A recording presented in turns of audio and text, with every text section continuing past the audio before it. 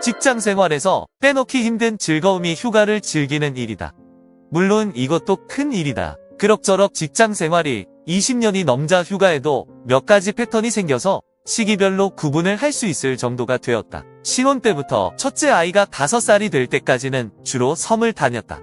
부산의 영도도 섬이라고 박박 우기면 섬 여행을 5년 넘게 다닌 셈이다. 강화도나 안면도 부산의 영도도 섬으로 쳐야 하는 단점이 있기는 하지만 섬은 준비기간이 많이 걸리고 한번 가면 그곳에 계속 있어야 하므로 휴식이라고 생각해야 한다. 가장 기억에 남는 섬은 울릉도다.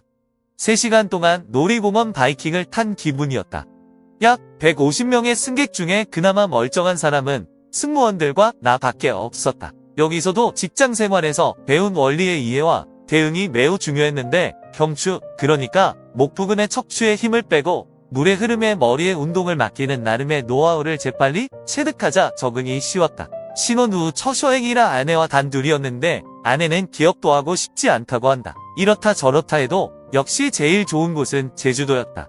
가족들이 함께 가서 차를 빌려 돌아다녀도 좋고 아이들이 커서는 자전거로 돌아다녔다. 섬 여행 이후로 휴가 패턴은 자동차 만행이었다.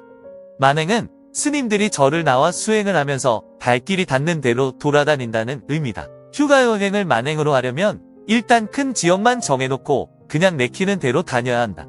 길이 있는 곳으로 가되 가능한 안오지로 골라다니고 하루 이상 머물지 않아야 한다. 요즘은 차마다 달려있는 내비게이터가 발달해 있어 큰 걱정할 필요는 없지만 자동차 정비를 잘해서 출발해야 한다. 만행은 목적지가 없어서 여행 스트레스를 받지는 않지만 편안한 숙박은 기대하지 않아야 하는 점을 주의할 필요가 있다. 가장 기억에 남는 곳은 강원도 고성인데 어쩌다 들어선 곳에서 항구에 하루를 보냈고 돈이 없어서 자연산 도다리회는 놔두고 그냥 중국집 가서 자장면을 먹었다. 목적지가 없으면 생각보다 돈을 많이 쓰게 되니 이것도 주의해야 한다. 아이들이 좀 자라서 학교에 다니게 되자 그렇게 해야 아버지 체면이 살듯해서 휴가 여행에 이름을 붙이고 다니기 시작했다.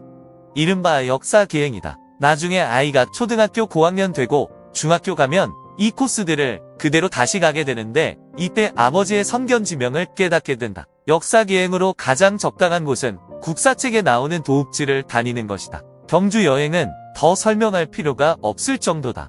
볼 것이 많은데 입장료도 세다는 점이 단점이랄 수 있겠다. 근처에 간포 해수욕장도 있어서 아이들이 싫어하지 않는다. 백제 도읍지인 부여는 주변에 볼 것이 많은 대신 길이 좋지는 않았다. 내가 이름 붙인 역사기행 중에 제일 그럴듯한 것이 바로 이순신 여행이다.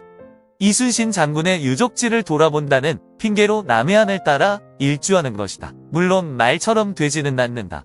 그렇다고는 해도 일단 이름을 붙여놓으면 잘 놀고 공부도 했다는 느낌을 줄 수 있다. 이순신 기행은 시간이 많이 걸리니 구역을 구분할 필요가 있다. 우선 좌수영 기행이다.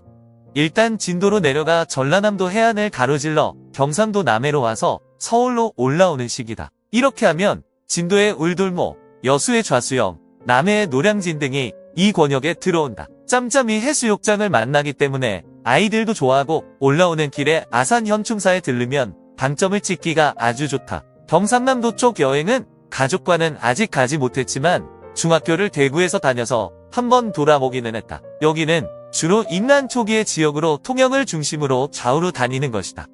한산도같이 배를 타야 하는 곳이 꽤 있어서 시간이 많이 들어가는데 요즘은 다리가 하도 많이 생겨서 어떨지 모르겠다. 물론 주변의 지리산, 섬진강 등 명소의 유혹을 이겨내야 하는 단점이 있다. 선비고향 경북 북동부 여행도 재미있다.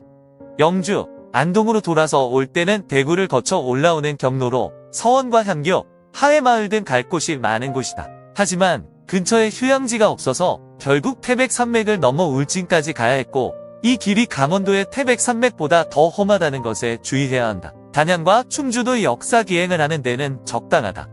제천, 단양, 충주를 권역으로 돌아다니는 경로인데 역사기행 중에는 자연사기행에 해당한다.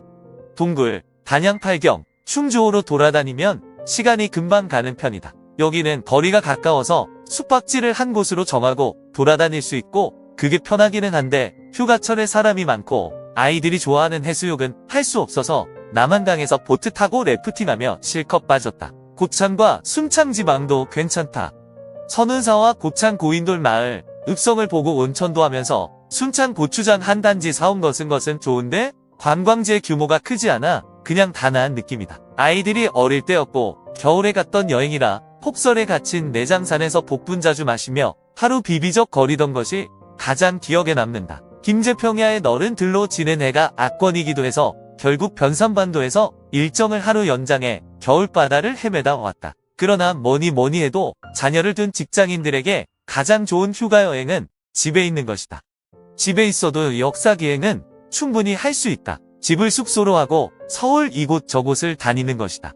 의외로 서울에는 정말 가볼 곳이 많다. 화려한 곳보다는 TV 뉴스에서나 보던 산동네 숨겨진 유적지를 찾아다니면서 맛있는 먹거리를 찾아 하루를 마감하는 식으로 며칠을 싸돌아 다니면 숙소 걱정 없지, 먹거리 걱정 없지, 정말 좋지 않을까? 궁전 여행, 대학 여행, 싼 타기, 시장 여행, 아이템이 남아 도는 서울 여행. 근데 아내가 그러자고 할까?